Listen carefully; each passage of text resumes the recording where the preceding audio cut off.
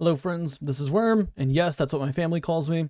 And today I wanted to talk about invisibility because I've seen kind of a little tiny bit of traction on invisibility, and people saying it needs to be nerfed. It's, one of the most potent subclasses, blah, blah, blah.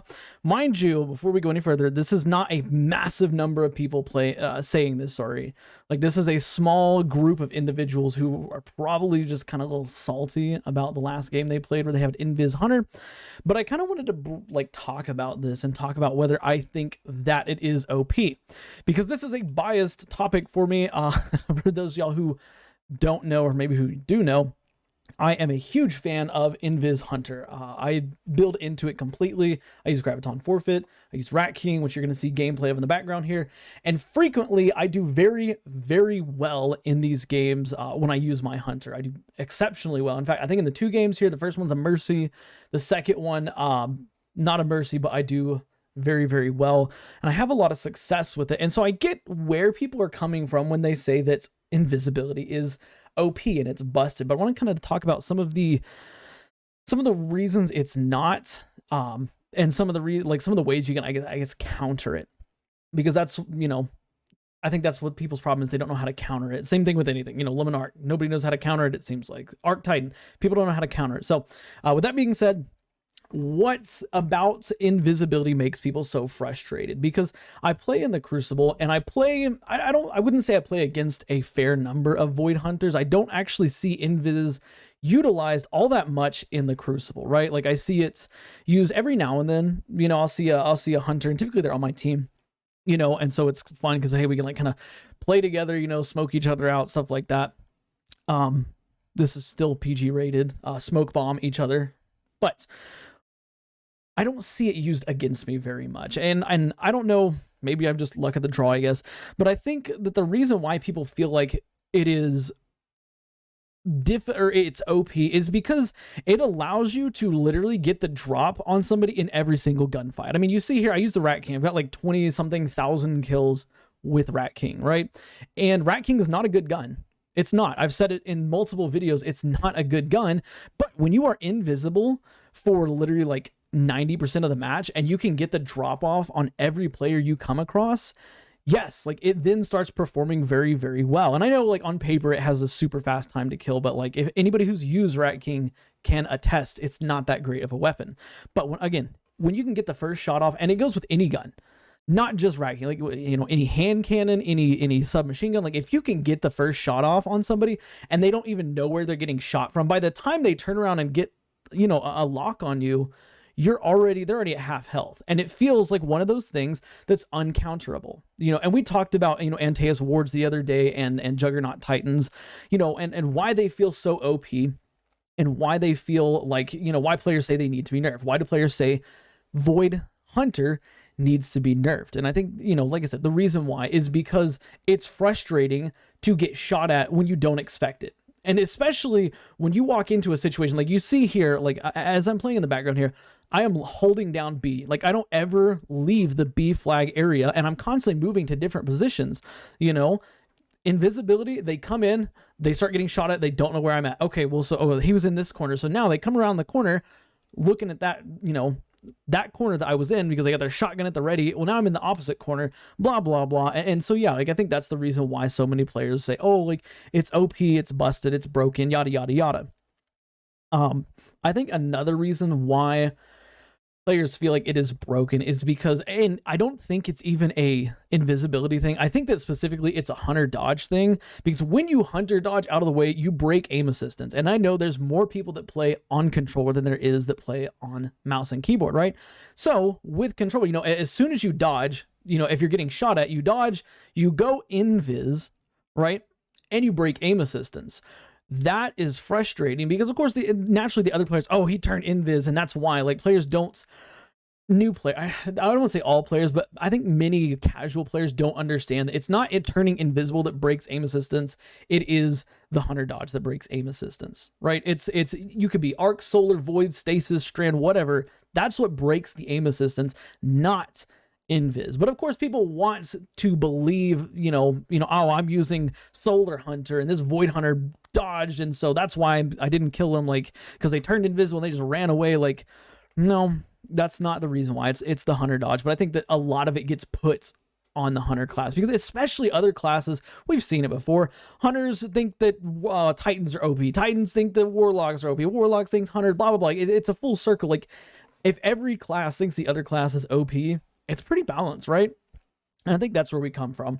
But on top of that, like, the big thing that invisibility does is it takes you mostly off the radar. And I think that's where people get probably like the most frustrated, because you could be 100% prepared and ready. Like, you've got an overshield, you've got, your best gun on, like, you're ready to go into an engagement, and you walk around the corner and you're like, oh, okay, there's nobody here, because you don't see anybody on the radar.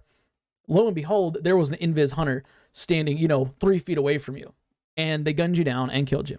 Right. And then it's like, oh, that's so frustrating, because like, I don't know when they're, when they're coming, when they're going, like, it's BS, blah, blah, blah, blah, blah. Like, it's quite frankly, it's excuses. It's excuse after excuse after excuse. It's the same thing, well, Antaeus Ward Titan is so busted because it's hard to counter. Like, no, like, it's not hard to counter. You just have to play a certain way. You have to slow down. And this goes for literally any loadout in the game.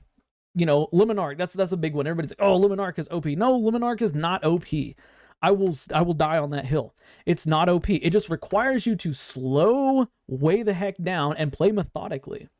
Right? Don't peek lanes where you have the potential to get tagged by Limonarch and you can't get to safety.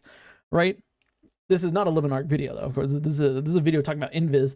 But I think those are the reasons why players think that invisibility is OP and busted. Once again, not every player, because I know somebody's going to go in the comments and be like, well, I don't think it's OP or blah, blah, blah. Like, no, this is a small group of players that think it's OP, but it's still, there are still players that think it's OP, right? And so that's why, like, I wanted to address this. Now, the next thing, in terms of invisibility is, like I said, it somewhat removes you off the radar. You are not invisible, disappeared, gone completely ghost when you turn invis, right? Like, Bungie changed that many seasons ago. Not a couple, like, they changed it several seasons ago, where when you are invisible, every 1 second, I think is 1 second, you ping on the radar for 0.4 seconds, right? So you turn invisible, you flash on the radar still when you're invisible. But the issue is players do not want to take the time and patience, and time, no pun intended, to analyze the situation and pay close attention to their radar, right? Like, that is the primary issue, if you ask me, when players say it's difficult to counter. I can't counter it. No, it's because you don't want to counter it. I don't blame you. Nobody wants to slow down in Destiny. Like, Destiny is a fast-paced action shooter. But if somebody's going to use something that forces you to slow down, you're going to have to slow down. Limonarch, Invis, any number of other subclasses, especially, like Arc Titan is all about fast-paced, in-your-face, running up, blah, blah, blah. I love Invis Hunter because you can counter Arc Titans like nobody else's business. It is insane how easy it is to counter Titans because they are so predictable. They run straight at you, right? With their jug shield, their Antaeus wards, their shotguns and stuff. Like, you throw smoke on the ground with their feet. That's literally all you got to do. And then they're toast,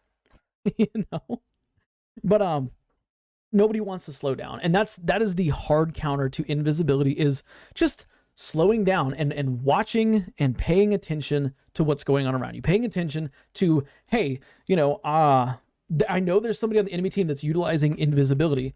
I'm going to slow down. I'm going to wait at this corner here for just a second. I'm going to see if the radar pings, right? Okay, so you say 1, 2, 3, you say Mississippi. 1 Mississippi, 2 Mississippi, 3 Mississippi. No radar pings? Okay, great. I would say give it 3 or 4 seconds, because I don't remember exactly how long it is between pings, but I think it's a second. It might be 2 seconds. Give it 4 seconds. Okay, just to is there anybody there? Okay, I think we're in the clear because nothing's pinged on the radar, right? And yes, like, there will always be hunters who know how to play you with invisibility. Like, there will always be hunters that know, me, for example, I know roughly how often the radar pings. I know how to, make it seem like I am in another location and then quickly, skirt around, right? Like, you're always going to encounter people who know what to do, with that stuff, right? But is invisibility broken, busted, OP? No, I do not think so. And I think that the numbers that we see, the amount of usage that I see personally kind of backs that up. Like if Void was this, I'm sorry, if Invis was this all powerful, you know, oppressive, just insanely difficult to counter traits, more people would use it. Okay, and I don't have the numbers here, but from personal experience, like in-game experience, right? You know, playing with, you know, against whatever teams whenever I'm playing, I don't see many Void Hunters. I really don't. And the Void Hunters that I do see, they do not know how to use the Void Kit to its maximum potential, right? And when somebody has Invis and they're not using Invis to their maximum potential, they're easy to spot. Like I can see, I'll hear a hunter turn invisible, right? I'll hear them turn invisible, and I will watch them on the radar as they try to think they're pulling off this slick flank, because they start sprinting as soon as they turn invisible, you know, and you can't do that.